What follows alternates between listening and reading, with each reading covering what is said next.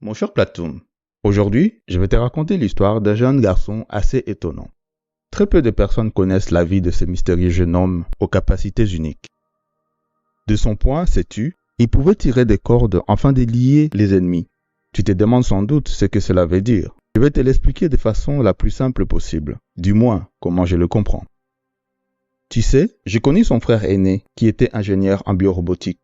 Tu t'en doutes peut-être déjà, mais la biorobotique est une science qui étudie les biorobots. Ce sont des robots créés en s'inspirant du monde vivant et qui sont constamment développés.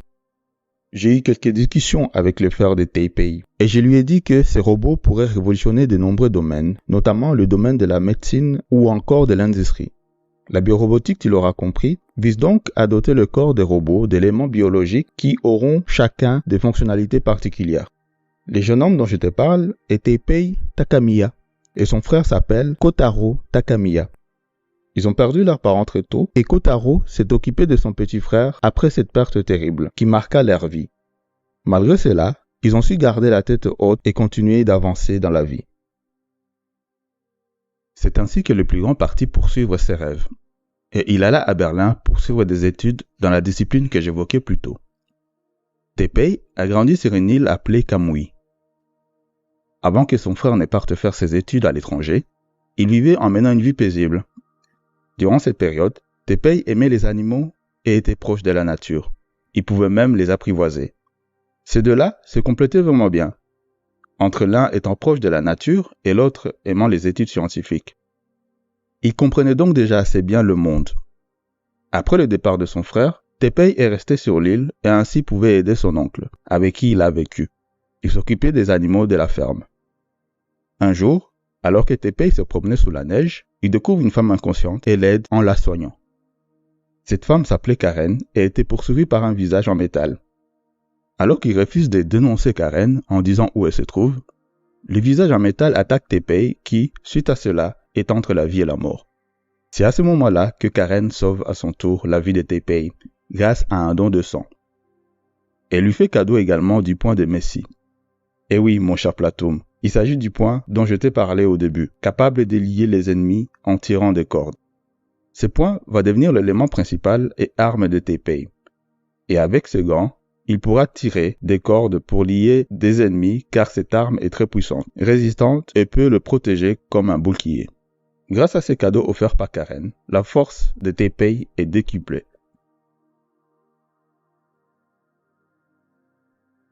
Un jour, lorsque Kotaro est enlevé par une armée appelée l'Empire des Machines, Teipei va faire tout ce qui est en son pouvoir pour le sauver et suite à cela, il va rencontrer le visage en métal qui avait tenté d'éliminer Karen et l'avait laissé presque pour mort. C'est seulement lors de ce combat que Teipei va se rendre compte que son sang parvient à ranimer le BT nommé X. Et oui, mon cher Platoon, souviens-toi du don de sang que Karen avait fait à Teipei. En effet, le BT ne réagissait qu'au sang de son propriétaire d'origine qui était Karen. De fait, lorsque le sang de Teipei coule sur le BT, celui-ci est réanimé car Karen et Teipei ont le même sang. Tu vas me dire, mon cher Platoon, comment cela se fait-il que Teipei ait pu secourir son frère ainsi et comment il a acquis cette force soudainement? Très bonne question. Sache que suite à sa rencontre avec Karen, Teipei va suivre un entraînement donné par l'ancienne gardienne spirituelle de l'Ouest. Il ne connaît pas son identité mais poursuit quand même l'entraînement qui va l'aider à gagner cette bataille face à l'Empire. Tu dois te poser la question depuis tout à l'heure, mais c'est quoi donc un BT, Calberic? Je te comprends, mon cher Platoon. Il est vrai que j'ai brûlé quelques étapes. Mais attends, j'y arrive. Je disais donc que suite à la réanimation de X, Teipei devient plus fort et est désormais doté d'une grande force physique. À eux deux, ils pourraient devenir une grande puissance et vaincre une armée entière. Teipei se pose donc des questions et veut comprendre les liens qui l'unissent à Karen. C'est ainsi que sur sa route, il devra vaincre Fao, et que ce fut dur, mon cher Platoon.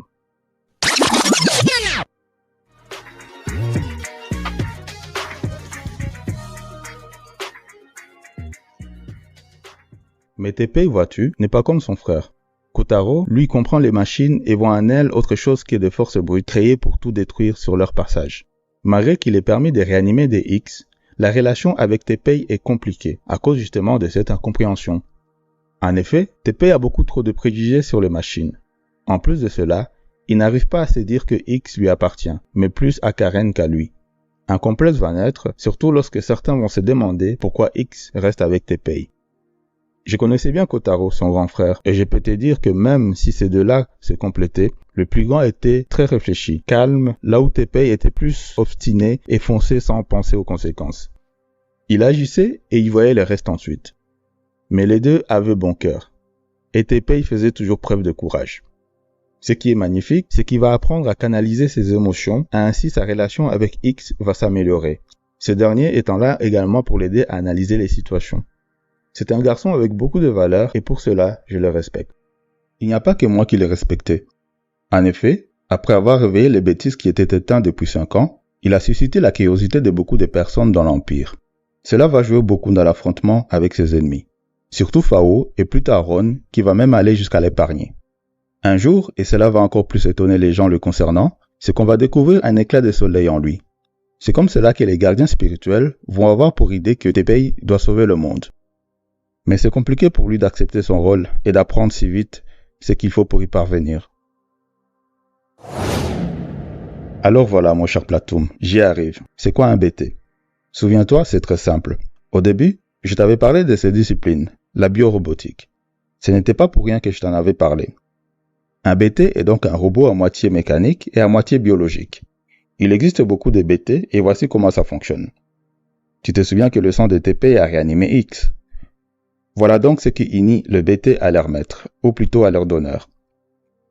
Les BT sont dévoués à leur donneur, c'est-à-dire qu'ils sont censés leur obéir. Voilà pourquoi j'ai entendu aussi longtemps pour t'en parler dans cette partie sur la vie de Teppei Takamiya. En effet, X était rebelle envers Teppei, ce qui est rare voire inexistant normalement. Cela va dérouter tout le monde, aussi bien eux-mêmes que les ennemis qui ne comprennent pas ce fonctionnement. Teppei va finalement réussir à gagner la confiance et le respect de X grâce à sa volonté, son courage et son grand cœur. C'est d'ailleurs ainsi qu'ils vont devenir amis et complices. Mais comme Teppei reste un obstiné, il n'hésitera pas à lui rappeler qui commande et qui est le donneur. En côtoyant les gardiens spirituels, Teppei va se rendre compte de la valeur des BT aux yeux de leur donneur, ainsi que de la grande tristesse que cela peut être d'en perdre un devenu un compagnon cher. Normalement, les BT appellent leur donneur par un titre de respect, mais pas X envers Teppei. Encore une particularité que seuls eux deux vivent. Teppei finira par gagner les respects de tous, embrasser son destin de sauveur du monde et gagner les respects de X. Voilà mon cher Platoum. Tu sais tout sur la vie du jeune Teppei Takamiya.